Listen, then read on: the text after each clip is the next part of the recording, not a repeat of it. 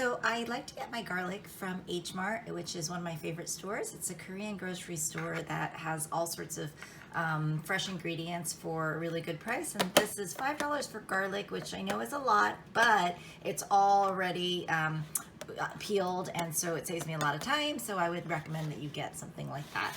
So I just cut up the garlic. I don't worry about, for these sauces, taking off the ends. I just mince it up as small as I can, because the more surface area, the tastier and the more flavor your sauce will have. And so just chop it up real small, and then just move it one way, another way. Good way to chop, of course, as many of you know, is to just keep the point down, keep your fingers curled in, and then once you mince it up enough, some people get it much smaller. I usually don't have time to, so that's about all that I do. And then I put them in the, I'll take that, that's a little bit too edgy, although I usually like edgy. And I put them in a little glass bowl, which we will use to make the sauce in a little bit. Next up is the scallions. And I've just washed them, and I'm cutting off the ends, which we'll put in the compost. It's great because to compost, because if you don't compost, we're gonna lose too much of our soil and really have even more of a world food problem. So make sure you compost. And so I am chopping up my scallions. I just got rid of some of the older parts, and so there's a little less green than I like to have, because I like it. I like the green part. It looks nice. Although for this, it's not as important because we are going to be cooking it, and then it won't be as green anyway. So I throw those in the same bowl, and we're going to add the ginger next.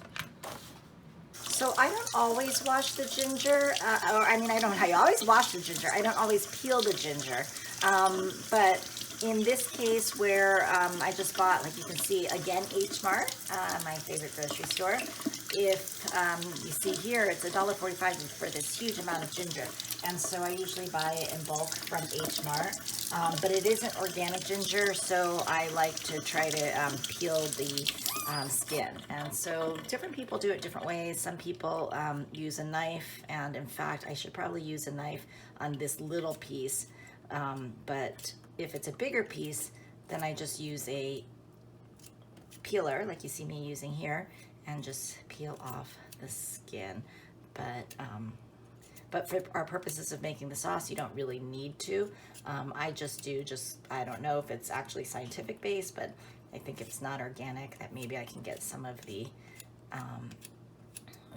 non-organic kind of pesticide kind of stuff out of there. Now, it is true though that for the most part, with most vegetables, the nutrients are mainly in the skin, so it's best to keep it if you can. I'll probably just grab a little bit more. Ginger is great because you can just break it like that, and I'll use about twice as much as I had originally peeled. And so remember that after you peel all of this, I peel it straight into the sink because I have a strainer there keeping it from going down the drain. And even if you have a garbage disposal, it's best for you, the life of your garbage disposal, and for the environment, to actually use a strainer and grab all of these nutrients back out of the strainer and throw them into a compost bin and have it set for composting. As you can see here, I've got a whole bunch of compost bins that I have right next to the sink so that we can make the most use out of this nutrient-rich stuff that will help with composting. So here I have my little ginger skin scraps, and I'm going to throw them in my quote-unquote compost bin. As you see here, I just use the plastic. It's recycling a little bit. It's free recycling to reuse those containers until they break down and I need a new one, but it is still better than buying a plastic compost bin. Here we go. Now we're going to go cut up the ginger. You're going to mince it up in small pieces similar to the size of the garlic. And it smells good, ginger. When I was a kid, I did not like the smell or taste of ginger at all. It was too strong for me. But now I really love ginger. And they say it's healthy for you. So there's not going to be a lot of ginger for it, but you could make ginger tea and Google it. There's lots of things you can do with ginger. All right, so here we go. There's the ginger. Great.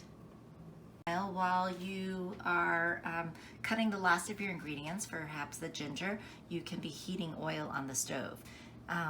There's just a little bit of it at the bottom of here of this pot, you can see, and best if you can use a smaller pot, still a wide bottom so it can heat quickly, but that way you don't have to use the water to wash the entire pot. But sorry, I don't have a smaller one right now. A thin shallow pan would be good as well.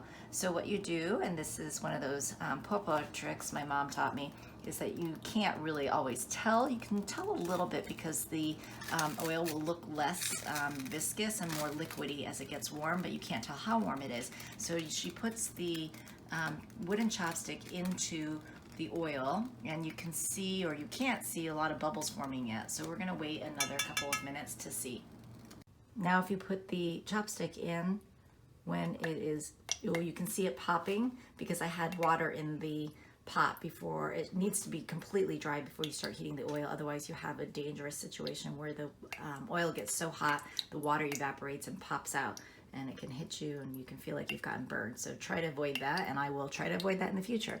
In the meantime, I think we are close. If you put the chopstick in the oil, you can see, if we zoom in, that there are now bubbles forming around the wooden chopstick. So it's like more than ready, but you can see the bubblings at the end of the chopstick. You're going to just pour it over all the ingredients.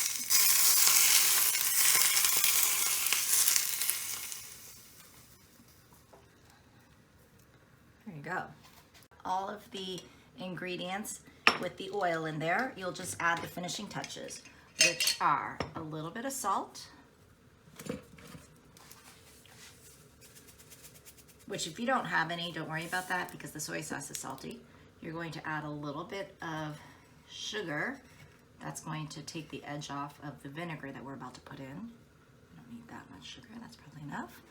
And then we're going to put a dash of Japanese vinegar, maybe a little more than a dash. And then we'll put in, and I usually put this in reverse order. I usually put the soy sauce in first, and then just a tiny, that was too much, but you can put in a tiny bit of sesame oil. Just a drop or two. And then soy sauce. But in fact, you should do the soy sauce first. So we ran out of the big one, so I am going to put a little bit more in here because you want more soy sauce than oil. And looks like we're gonna run out of this soy sauce too.